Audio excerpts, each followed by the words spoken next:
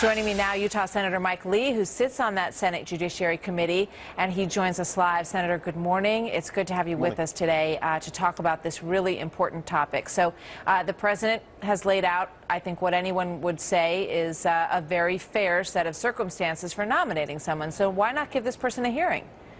Okay, that all sounds great. We do have to remember, Martha, we're talking about a lame duck president in his final months of office, who is talking about making a lifetime appointment to the highest court in the land, a court which in recent years has played an increasingly large role in the development of public policy. And we think that the American people have a voice. That voice should be heard.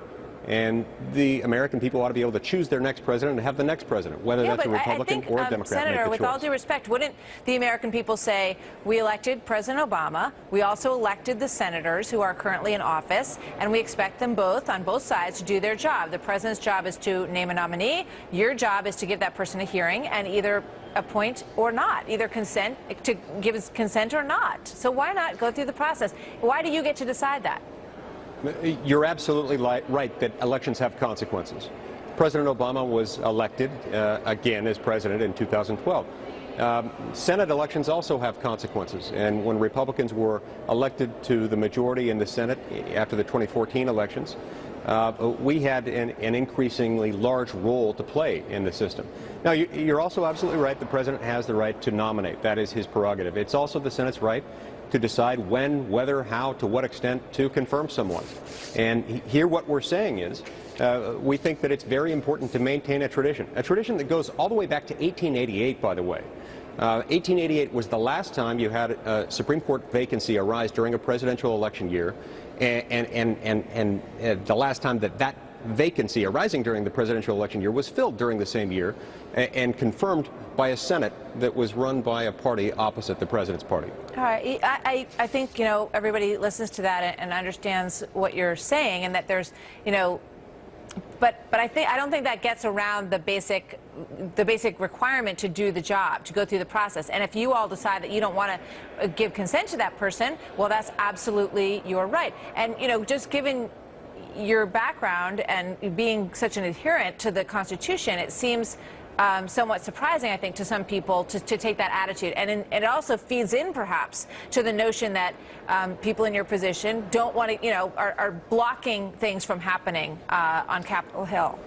Yeah, we are blocking this from happening. Make no mistake about it. We are blocking this one, and we feel it's our obligation to do so. We think that, especially with this president who has overstepped his constitutional boundaries so many times, but then why does it make it right to do that on your side? I mean, you can look at this person and say, no, thank you, we don't like this person. But why the hesitation to go to have a hearing, to do the process? I think that's what people have a hard time understanding. We've already made that decision, and it would be a waste of time and resources for us to do so. We've decided already we're not going to do this. And look, the court is well equipped to operate this way. It would be mathematically impossible for us, even if the president nominated someone today, for us to get someone confirmed during this term of the Supreme Court.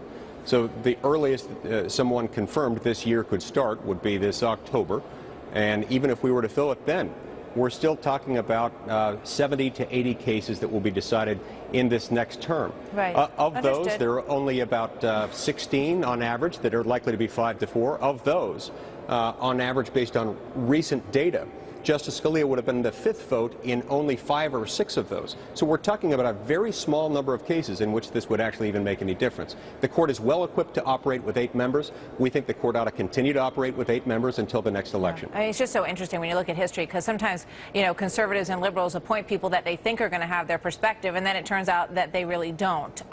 So, it's just interesting, and I think very controversial in terms of the way that this is being set up and played out. But you've made your point clear, and we understand